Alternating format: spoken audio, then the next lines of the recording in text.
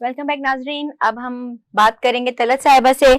आज आपके जैसे कि आप ये वीडियो लीक के हवाले से बहुत खबरें सरगर्म हैं और इस वक्त हो भी रहा है, तो आप मुझे बताएं इस हवाले से कि क्या पेशरफ्त हुई है। नवाज शरीफ साहब के जमाने में भी जब हुआ था ये तो उन पर भी एतराजात किए गए थे, अब ये खान साहब कर रहे हैं तो इस पर भी मुख्तलिफ पार्टीज एतराज कर रही हैं, तो आप इस हवाले से क्या कहेंगी? जी देखिए, उनको इनके साथ कंपैरिजन नहीं किया जा सकता। इस वजह से वो तो जेल में जाते ही बीमार थे। तो दूसरी बात ये है कि उनको तो जब मच्छरों ने काटा था तो उस वक्त ही उन्हें जो कोर्ट्स में लाके उन्हें पेश कर दिया गया था, जबकि खान साहब ने ऐसी कोई कंप्लेन नहीं की। उन्होंने तो बस ये कहा है कि मैं आके अपना केस खुद आर्ग्यू करना चाहता हूँ, तो उसके लिए उन्हें जो है वीडियो जो है लिंक जो है उसकी परमिशन दी गई है कि उस पर आपको लाया जाएगा। अभी हम लोग चूंकि यहाँ पे बैठे हुए हैं तो अभी पता चल रहा है कि वहाँ पे जो है प्रोसीडिंग्स हो रही है और वो वीडियो लिंक में जो है वहां पे आर्ग्यूमेंट सुप्रीम कोर्ट में चल रहे हैं।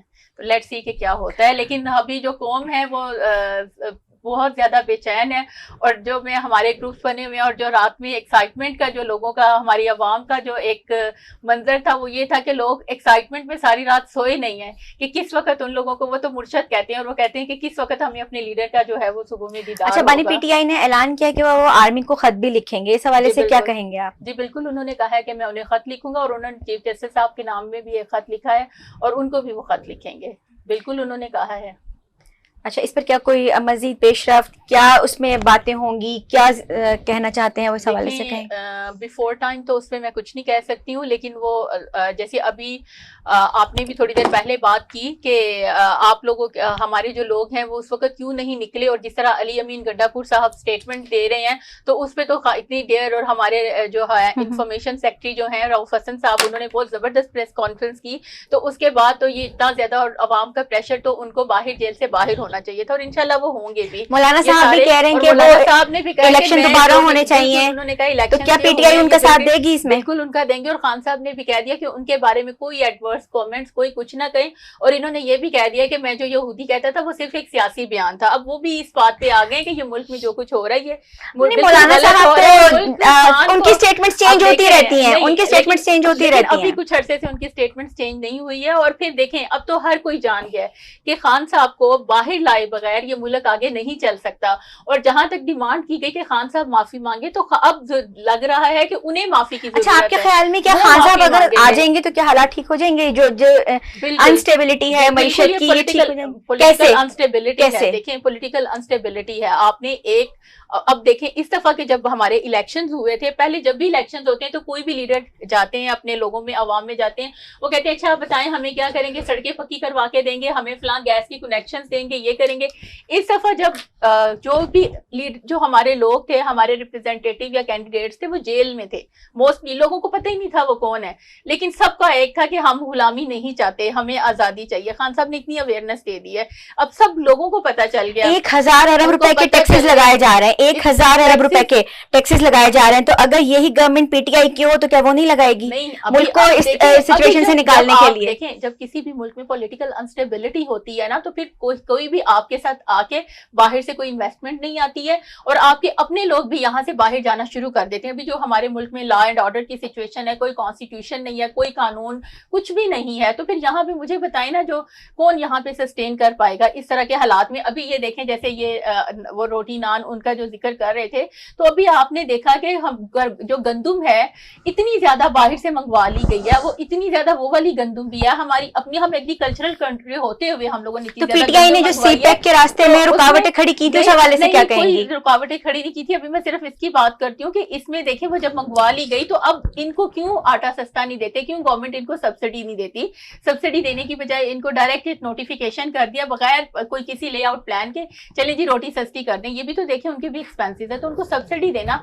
हमारी गवर्नमेंट में क्या हुआ था, एक इन्होंने ऑनलाइन जब ये जो यूटिलिटी स्टोर्स थे तो उसमें भी सब्सिडी दी थी। इसी तरह और सब्जी डीसी के अंडर करके, और वो उसको चेक भी होता था, कमेटीज बनाई थी और सब्सिडी दी थी। बहुत सी चीजें थी, उनके प्राइस जो होती थी, लिस्ट जो होती थी, वो चेक होती थी और सारा कुछ होता था। लोगों को, हमें पता है ना कि आम लोगों को सारी चीजें मिल रही थी। बैतुल माल जो था बहुत ज्यादा फैसिलिटेट कर रहा था। कोविड का जो था एक टफ टाइम था, कोविड में लोगों को बगैर किसी उसके कि ये फलां हमारा मेंबर है पीटीआई का या पीएमएलएन, नहीं, ऑनलाइन आपने देखा होगा कि सबको 12,000 ट्रांसपेरेंट जो जाता था वो वेबसाइट थी और उनको वो मिल रहा था, वहां पे लोगों की दहलीज तक राशन पहुंच रहे थे, सारा कुछ उनको सेहत कार्ड आ गया था।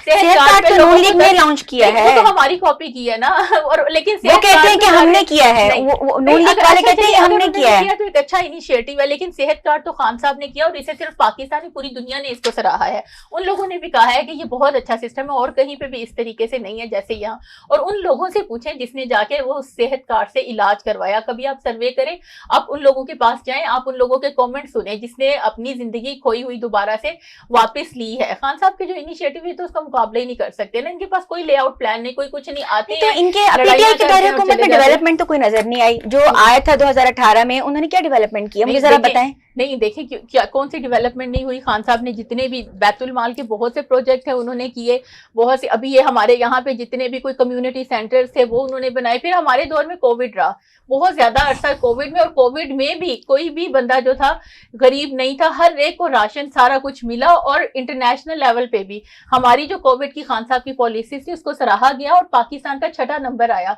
हमारी ग्रोथ रेट जो थी उस वक्त वो बढ़ रही थी, उस दौर में भी बढ़ रही थी।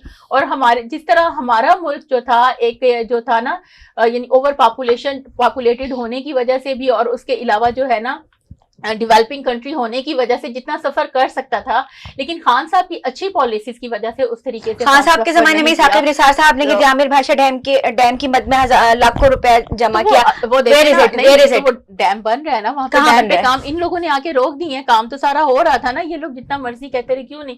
वहां पे हम लोग खुद गए थे, खान साहब ने खुद वहां पे विजिट किए थे, वहां पे प्रॉपर वर्किंग शुरू हो गया था, लेकिन इन लोगों ने आके रोक दिया। और अब देखें, अच्छा चले तब तो प्रोग्रेस हो रही थी, ग्रोथ रेट बढ़ रहा था, तो इट्स मीन कि वहां पे प्रोग्रेसिव काम हो रहे थे। अब मुझे बताएं अब क्या आपको नजर आ रहा है? अभी तो लोग जो हैं 2 वक्त की रोटी के लिए 2 महीने हुए हैं, अभी सरमायाकारी तो शुरू हुई है। सरमायाकारी कहाँ से होगी? सऊदी अरब से, ईरान से, चाइना से। इनको ये लेके आए थे तो ये कहा गया था इनके सऊदी अरब और एग्रीमेंट साइन हुए हैं, एमओयू साइन हो चुके हैं, अरब के साथ बड़े अच्छे ताल्लुकात है। ताल्लुकात क्या खाक अच्छे थे कि पहले हमारे चीफ साहब वहां पे गए, उनकी मिन्नत समाजत किया, जी हमारा प्राइम मिनिस्टर आ रहा है इससे मिले, फिर ये अपने 31 लोगों का डेलीगेशन लेके वहां पे गए और वहां पे जाके फिर उम्रे भी किए हैं और फिर उनके साथ कॉन्ट्रैक्ट साइन कर दिए। लोगों को पाकिस्तान आना ये भी बड़ी बात है, आने नहीं आए ना। और फिर ये बात करते सरमायाकारी बाहर से लाने की, तो अभी आपके सामने दुबई लीक आपके सामने है, उसमें जी ये कहा गया है कि हमारे यहाँ पे 12 जर्नल्स हैं, उनकी जायदादें निकल आई हैं और बहुत से हमारे पॉलिटिशियंस हैं उनकी आई हैं। ठीक है, जायदादें बाहर बनाना कोई बुरी बात नहीं है, वो अगर ऐसे डिक्लेरेशन होती है वहां पे, अगर वो टैक्सेस पे करते हैं ले, उनका हक है। लेकिन हम किस तरीके से, किस मुंह से जाके दूसरी दुनिया को कहेंगे आया आप हमारे साथ सरमायाकारी करें, जब हम खुद ही जाके दूसरे मुल्कों में जाके इन्वेस्टमेंट कर रहे हैं और वहां पे जाके हम लोग जायदादें बना रहे हैं। अब्बासी साहब आप बताएं, आपके बकौल के नान भाई एसोसिएशन का एक बहुत बड़ा एक अमाउंट जो है वो गवर्नमेंट ऑफ पाकिस्तान के पास है, इसकी क्या डिटेल हिस्ट्री है? को आप लोग तो सिर्फ ये देख रहे हैं कि बस ये एक नान भाई है, आपको ये नहीं पता कि बहुत बड़ी इंडस्ट्री का नाम है ये, बहुत बड़ी इंडस्ट्री। इस तरह है कि पूरे पाकिस्तान में अगर आप देखें ना, जो SNGPL के जो लोग हम कनेक्टेड हैं, जिससे हम गैस लेते हैं, तकरीबन 1,70,000 के राउंड अबाउट हमारा फिगर है जो नान भाई SNGPL से कनेक्टेड हैं, जिनकी कमोबेश 2 लाख से लेकर 5 लाख तक फी दुकानदार की सिक्योरिटी की मद में अमाउंट पड़ी हुई है। अब उसको अगर आप कैलकुलेट करेंगे तो खरबों में चली जाएगी। हमें क्या मिला, हम मंथली बेसिस पे अगर 20,000 हमारा बिल आता है तो 7 से 8,000 रुपया हम टैक्सेस की मद में दे रहे हैं। इसी तरह बिजली का अगर 10,000 का बिल है तो 3 से 4,000 टैक्सेस की मद में दे रहे हैं। हमें कोई हेल्थ में फैसिलिटेट किया गया, एजुकेशन में किया गया, कोई स्कॉलरशिप दी गई, कोई सहूलत दी गई, मास वाए डंडा चलाने के हमारे ऊपर जबरन कोई इस तरह के फैसले मनवाने के आज दिन तक कोई हमें नहीं। एक रिलीफ हमें मिला, एक रिलीफ हमें गवर्नमेंट में मिला 2018 में, खान साहब की गवर्नमेंट में। देखें जो चीज अच्छी है उसको जरूर आप पॉइंट आउट करें। 2018 में एक टैरिफ बढ़ा दिया गया था, हमारा 980 पे ले गए थे। वहां पे हमने एहतजाज किया, प्रोटेस्ट किया, डी चौक तक गए, मुख्तलिफ जगह पे मुख्तलिफ शहरों में प्रेस कॉन्फ्रेंसेस की। खान साहब ने हमें बुला के, उमर अयूब साहब उस वक्त मिनिस्टर थे पेट्रोलियम के, हमारे इलाके के ही हैं, उन्होंने बुलाकर हमें बैठकर वहीं पे हमारे मुतालबात मान के हमें 700 का टैरिफ दिया, स्पेशल नान रोटी कंज्यूमर के लिए, जिसकी वजह से आज ये आपको 18, 20, 25 मिल रही है। अगर ये टैरिफ बढ़ जाता, जिस तरह होटलों वालों ने कनेक्शन डिस्कनेक्ट करवा दिए हैं, इसी तरह हम डिस्कनेक्ट भी करवा देते, जिनके लगे होते तो वहां पे आपको 40 या 50 रुपए की रोटी मिलनी थी। ये उस, मैं समझता हूं कि कारनामा जो उन्होंने किया था हमारे साथ, जो हमें रिलीफ दिया था, उसके समरात हैं। आज पूरे पाकिस्तान में आपको रोटी में वो रिलीफ मिल रहा है। अदरवाइज आप एलपीजी उठाएं, 12-13 हजार रुपए का है। एक दुकान पे एलपीजी का अखराजात महीने का 1 लाख रुपए से ऊपर है। जहां पे एलपीजी चल रहा है तो गैस की कीमतें बढ़ने के बावजूद आप उसको स्टेबल रखते हैं। अल्हम्दुलिल्लाह हम स्टेबल रखते हैं, क्योंकि हम, अगर हमारा गैस का टैरिफ जिस दिन छेड़ा गया, पहले तो उसको छेड़ेंगे नहीं, अगर छेड़ा गया या हम रोडों पे होंगे या रोटी 50-60 रुपए की आपको मिलेगी, इससे कम नहीं मिल सकती। हमने तो उसी गैस पे पकानी है। इस्लामाबाद में आप मुझे बताएं ना, कहीं पे लकड़ी कोई जलाने देता है? कहीं पे आपको कोई एलपीजी नहीं रखने देता, क्योंकि यहाँ पे बड़ी बड़ी बिल्डिंग है, लोगों ने अरबों रुपए लगाए हुए हैं। कोई बंदा चाहता है कि मेरी प्रॉपर्टी में इस तरह का कोई इंसिडेंट हो, कोई हादसा हो, कोई ब्लास्टिंग हो, मेरा दीगर दुकानदार मुतासर हो। यहाँ पे अगर इन्होंने गैस टैरिफ में हमें रिलीफ दिया है तो वो खान साहब की गवर्नमेंट ने दिया है, और उसका आज तक रिलीफ पूरे पाकिस्तान के नानबाई लोगों तक ये कर रहे हैं, डिवाइड कर रहे हैं। वरना रोटी का रेट उस वक्त, अगर वो गैस का टैरिफ था ना जो, उस वक्त के हिसाब से देखा जाए तो आज रोटी 40 और 50 की मिलनी थी। जिस तरह से आप कह रहे हैं कि आपको एजुकेशन में, हेल्थ में किसी कुछ भी मॉडरेट नहीं कर रहे, तो इस वाले से आपने आवाज नहीं उठाई? कहाँ पे उठाएं? आप हमें वो फार्म बता दें जहां पे हम आवाज उठाएं। कोई सुनने वाला ही नहीं है। रोटी के रेट पे इतना जुल्म किया गया है, डीसी ने कहा मेरे हाथ खड़े हैं, 16.25 रुपए भी आपको नहीं मिलेगी। ये तो हाई कोर्ट की मेहरबानी है, हमारे फाजिल जज साहिबान की मेहरबानी है। इन लोगों ने हमारा दर्द दिल महसूस किया कि यार ये वाकई तकलीफ में है। इन लोगों के जो पोजीशन होती है, मई, जून, जुलाई, अगस्त, ये 4 महीने हमारे ऊपर ये समझें कि क्यामत होती है। तंदूर के नजदीक कोई बंदा नहीं खड़ा होता, हम ऊपर बैठ के रोटियां लगा रहे होते हैं। ये तो उन्होंने, इस शहर के वो रहायशी हैं, उन्होंने हमारा दर्द महसूस किया, हमें रिलीफ दिया। वरना इस गवर्नमेंट ने तो नान भाइयों के साथ जो किया है, आप पंजाब में देखें, 15 रुपए की रोटी जबरन बिकवाई जा रही है। क्या कि मरियम नवाज के हुक्म है, उसकी आपने तामील करनी है। यार ये क्या है? कोई सेंस होती है, कोई तरीकेकार होता है? बैठे इन लोगों के साथ, ये स्टेक होल्डर हैं। ये आपके देखें, ताजर जो होता है ना, मैशत की रीढ़ की हड्डी की मानद होता है। आप अगर उसको इस तरह जदोकोब करेंगे, उसको टॉर्चर करेंगे, जबरन उससे आप कोई चीज लेंगे, तो वो सेकंड टाइम भी आपने तो आना है उन्हीं के पास। ताजर आपका बहुत बड़ा एक किस्म का, ये समझें कि आपका बहुत बड़ा तर्जमान होता है, जो मार्केट में बैठा होता है। वो तर्जमानी कर रहा होता है आपके नुमाइंदों की, आपकी गवर्नमेंट की। मैं देखता हूं ना, अगली दफा ये आए, हम तो अपने हल्के से जो लोग, जो अहबाब हैं, उनको भी यही कह रहे हैं कि आप आए नेक्स्ट टाइम। क्योंकि एक दफा केपीके में गवर्नर थे सरदार मेहताब साहब, उन्होंने हमारे तंदूरों पे जाके रोटी का वजन किया था। खमियाजा क्या भुगतना पड़ा कि एक MPA, एक MNA, जो बिल्कुल जिसका अपना वोट बैंक नहीं था, उसने उठा के असेंबली से भी बाहर किया, प्रोविजनल असेंबली से भी बाहर किया, सियासत से भी फारिग करके। हम वो लोग हैं कि जो जफाकश, मेहनतकश है, हम अपना हक लेना जानते हैं। ये कभी नहीं हो सकता कि कोई भी बंदा अपने जोरे बाजू से नान भाइयों के ऊपर आके जुल्म और जबर करे और सेकंड टाइम वो आके हमसे कोई अच्छाई की तवक्को रखे। ये नहीं हो सकता। हम भूलने वाले लोग नहीं हैं। जरूर। अच्छा, आप जिस तरह आपने अभी ब्रेक से पहले भी बताया था कि आप बाकायदा चेक एंड बैलेंस रखते हैं और आप तंदूरों पे आपकी मुआयना टीमें भी जाती हैं और देख रही होती हैं, लेकिन कुछ जगहों पर ऐसा होता है कि तंदूरों पर रोटी के मेयार को वो कम कर देते हैं, कभी साइज छोटा कर देते हैं, कभी वजन में कमी कर देते हैं। तो उस हवाले से फिर आपका क्या एक्शन होता है? देखें, जो लोग इस तरह करते हैं, मैं समझता हूँ गलत करते हैं, इंतहाई गलत करते हैं। वो अपने बच्चों के रिज़्क में, मैं समझता हूँ कि वो हराम मिला रहे होते हैं। देखें, जो हमें गवर्नमेंट की जानिब से, इंतजामी की जानिब से जो चीज़ मिली है वो देनी चाहिए, तब जाके आपका रिज़्क हलाल होगा। देखिए, अगर गवर्नमेंट ने 100 ग्राम रोटी का 18 रुपए रेट दिया, तो आप 100 ग्राम से कोशिश करें 2, 4, 5, 10 ग्राम ऊपर दें, ताकि जो आपके शहरी हैं, आपके यहाँ के जो लोग हैं, यहाँ की जो सिटीजन हैं, उनको भी कोई फायदा हो। अगर आप इस तरह करते हैं कि 100 ग्राम की जगह आप 80 ग्राम, 70 ग्राम देते हैं, गैर मेयारी देते हैं, आपका लहजा अच्छा नहीं है, तो ये आप अपने साथ ज्यादती कर रहे हैं, अपने बिजनेस के साथ, अपने बच्चों के साथ ज्यादती कर रहे हैं। मैं इस चीज को बिल्कुल कंडेम करता हूं। अगर इस तरह का कोई बंदा करता है वो गलत करता है। और हमेशा हमने इंतजामिया के साथ ये बात की है कि अगर इस तरह का कोई बंदा है, वो पकड़ा जाता है, तो हम उसके पीछे नहीं आएंगे। आप उसको जो पनिशमेंट आपने करनी है वो करें, जुर्माने करते हैं, सील करते हैं, जेल भेजते हैं, हम आपके साथ खड़े होंगे। हम कभी भी गलत बंदे के साथ नहीं खड़े होते। आज भी कहीं पे भी कोई इस तरह का प्रोग्राम होता है, सेशन होता है, चाहे वो स्मॉल चैम्बर में हो, chamber of commerce and industries में हो, ताजर कम्युनिटी में, कहीं पे भी हो, तो मैं अपने नान भाइयों को यही कह रहा होता हूँ कि आप मेयार अच्छा करें, इखलाक अच्छा रखें, जो हक है पब्लिक का वो दें। कभी भी आपके रिज़्क में कमी नहीं आएगी। हमारा हमेशा यही रहा है कि और इसी स्लोगन को लेकर हम आगे चलते हैं और अल्हम्दुलिल्लाह पूरे पाकिस्तान में ज़रूरी है इस तरह के लोग, मैं नहीं कहता कि नहीं होंगे, हर जगह पे मौजूद होते हैं। कोशिश करते हैं कि उनकी हम डे बाई डे उनको बेहतरी के लिए हम उनकी अवेयरनेस के प्रोग्राम करते रहते हैं। हिबा, आप क्या कहेंगी कि जो हमारी मुल्क की मईशत है इस वक्त डेडलॉक का शिकार है, बजट आने वाला है, 1000 अरब रुपए से जायद के टैक्सेस लगने जा रहे हैं, आवाम सड़कों पे नहीं आएगी? जो कश्मीर में हुआ है, क्या वो आपको बाकी सूबों में होता हुआ नजर आ रहा है? देखें, पाकिस्तान की अगर बात करें तो मईशत तो डूबी हुई है, लेकिन वहीं पर सूबों की अगर बात करें तो यहाँ हर तबका मतलब खुश नहीं है पाकिस्तान से, सूबे खुश नहीं है पाकिस्तान से। हर बंदे को अपना हक चाहिए कि हमें ये हक दिया जाए, लेकिन ये नहीं देखते कि पाकिस्तान के पास अब एहसास क्या रह गए।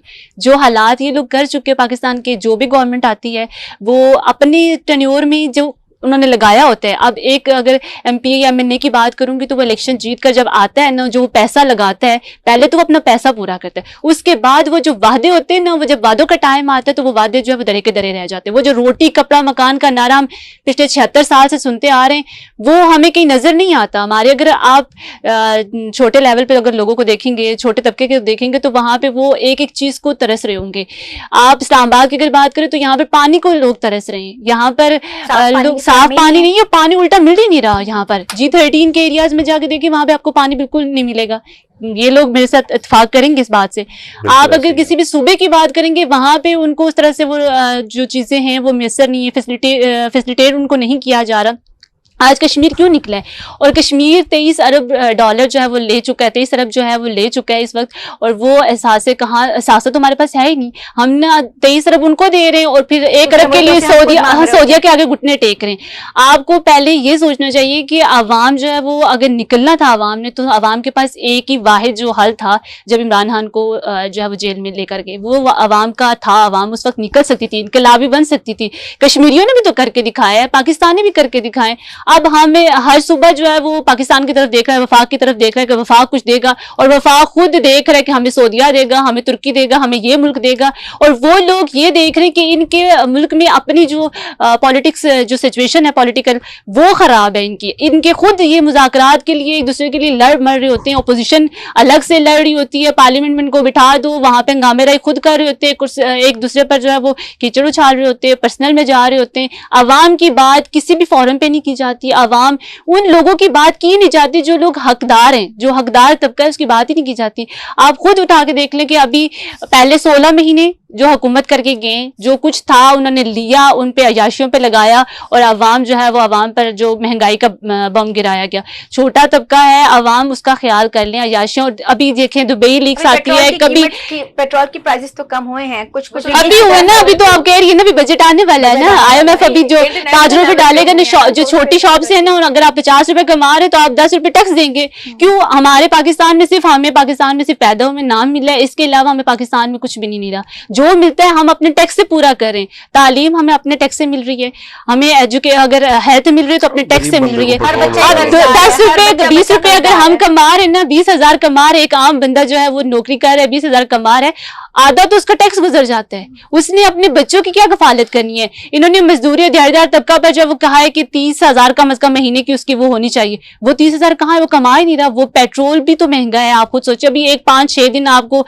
खुश कर रहे हैं आवाम को पेट्रोल सस्ता करके, कुछ दिनों बाद उसके ऊपर मजीद टैक्स लगाकर तो बोझ बढ़ा देंगे। अपनी मराद कम करने वाले अब कश्मीरी क्यों बाहर निकले? उन्होंने सिर्फ इस बात पे डटे रहे कि अपनी मराद कम करें ये लोग, और जब वो मानेंगे, उनका वो मुतालबा मानेंगे, तभी वो पीछे हटे। कुर्बानियां मांगता है इनकलाब, अगर ऐसे नहीं आता, खमीनी ऐसे ही उसकी आवाम उसके लिए बाहर नहीं निकली थी। आज अगर ये लोग इनकलाब चाहते हैं ना कि हमारे मुल्क में कुछ ठीक हो, यहाँ पे बैठे हुए हम अपना तस्किया करेंगे, अपना तस्किया नफ्स हम नहीं निकलते, हम नहीं निकलते। हम कहते हैं ठीक है, अब 2-3 रुपए हमारे ऊपर अगर किसी चीज में अगर ज्यादा कर देंगे तो हम नहीं निकलेंगे, कहेंगे ठीक है नेक्स्ट में कोई बात नहीं, हम मैनेज कर लेंगे। जब मैनेज करने वाला तरीका आता है ना, जब सो जाती है आवाम, तो उस आवाम का कोई हाल नहीं हो सकता। वो आवाम कभी चेंज नहीं हो सकती जो कि अपने हक के लिए बाहर नहीं निकल सकती। आपको तो सुलन चाहिए कि आपके 1 रुपया भी अगर ये हुकूमत खाए तो आप सड़कों पर बैठे हों। आप 20 लाख आपके इदारों में लोग होंगे ना, तो आप तो 24 करोड़ हैं। ये सिर्फ पेज, सिर्फ जो है वो जो पॉलिटिशियंस बैठे वो एक पेज की वो बात नहीं है, पेज आवाम को भी एक पेज पे होना चाहिए। गरीबों के लिए इस्लाहत लाएं। ये मैं समझता हूँ कि पेट्रोल, डॉलर, मैशियत, इससे गरीब बंदे का कोई लेना देना नहीं है। गरीब के लिए इस्लाहत लाएं, बेसिक बुनियादी चीजों को सस्ता पेट्रोल किया की जाए बात ताकि लोगों का फायदा हो। वो बेसिक वही रोटी कपड़ा मकान हो गया ना, जब हमने सुना है लेकिन हमने देखा नहीं अब है। जैसे पेट्रोल है तो पेट्रोल इंटरनेशनल लेवल पे सस्ता जी, हुआ है, बिल्कुल। और फिर यहाँ पे उसके साथ ही अगर पेट्रोल कम किया तो साथ ही बिजली ज्यादा होने की, महंगी होने की हम बातें सुन रहे हैं। जी नाज़रीन, हमने गुफ्तगू की, हमारी पीटीआई के रहनुमा से भी बात हुई, हमारे नाइन भाई एसोसिएशन के सदर से भी बात हुई, हमने हिबा अब्बासी से भी पूछा, तीनों के हमने पॉइंट ऑफ व्यूज को देखा और ओवरऑल हम इस नतीजे पर पहुंचे कि जब भी मुल्क में किसी किस्म का भी कोई चेंज लाने की ज़रूरत है, अगर आप कोई रिलीफ देना चाहते हैं, किसी भी शोबे में रिलीफ देना चाहते हैं, तो सबसे पहले उसकी ग्राउंड रियलिटीज़ को देखना चाहिए और ग्राउंड रियलिटीज़ को देखते हुए फिर इम्प्लीमेंट्स की तरफ जाना चाहिए और तभी मुल्क में हकीकी तौर पर तब्दीली हम ला सकते हैं। और अगर आवाम को रिलीफ देना है तो इसके लिए बहुत ज़रूरी है कि अब आने वाला बजट कुछ इस हिसाब से बनाया जाए कि हकीकतन जो एक अवाम के अंदर एक बेचैनी की लहर है और देखने में आ रहा है कि शायद अवाम भी सड़कों पर निकल आए, तो उम्मीद करते हैं कि ऐसा ना हो और हमारा मुल्क बेहतरी की तरफ जाए। यहाँ हमारे प्रोग्राम का वक्त खत्म हुआ जाता है, इंशाल्लाह अगले हफ्ते फिर किसी अहम इशू के साथ आपकी खिदमत में हाजिर होंगी। आयशा महमूद को जब तक इजाजत दीजिए, अल्लाह हाफिज।